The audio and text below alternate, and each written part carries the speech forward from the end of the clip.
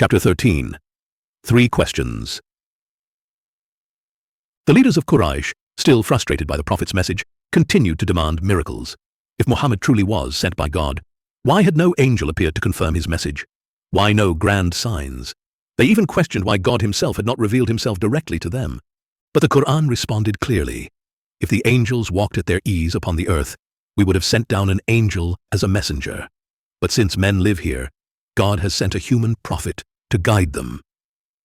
These arrogant demands for signs, and the Quraysh's refusal to believe without proof, were just distractions.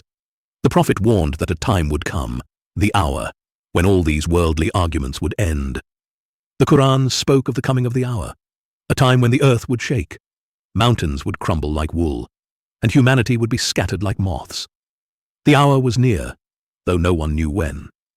For now, it was a time of mercy and warning. But that time wouldn't last forever.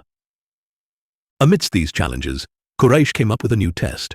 They sent 2 men to the Jewish rabbis in Yathrib, asking them to find a way to test the Prophet's claim. The rabbis gave them 3 questions. First, ask him about a group of young men who lived long ago. Second, ask him about a man who traveled to the farthest reaches of the earth. Third, ask him about the nature of the Spirit. When the Prophet was asked these questions, he replied, "I will tell you tomorrow." But he did not say, "if God wills." Days passed without any revelation. For 15 days, the Prophet, peace be upon him, waited, his heart heavy, as the Quraysh mocked him. Finally, Gabriel descended, bringing the answers and a reminder from God. Do not say you will do something tomorrow without saying, "if God wills." The delay itself became proof of the Prophet's truthfulness. For if he were fabricating the message, why would he wait so long to answer when all eyes were on him? The first answer was the story of the sleepers of the cave.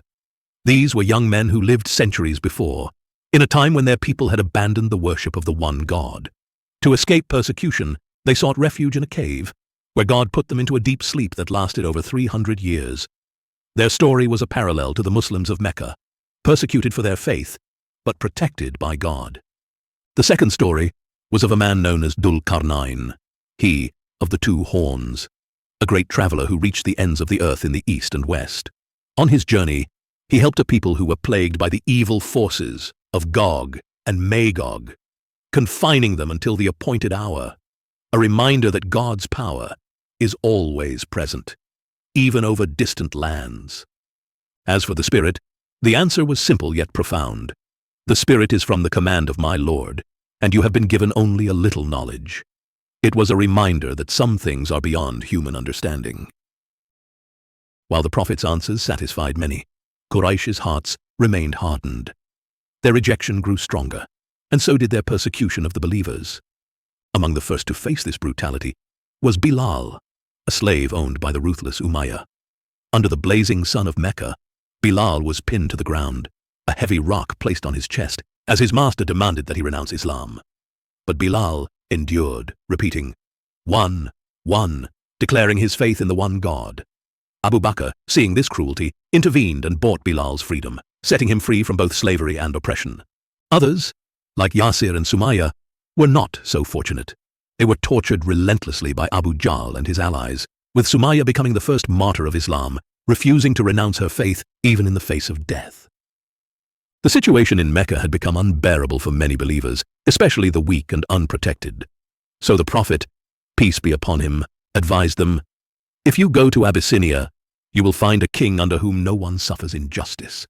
It is a land of sincerity in religion."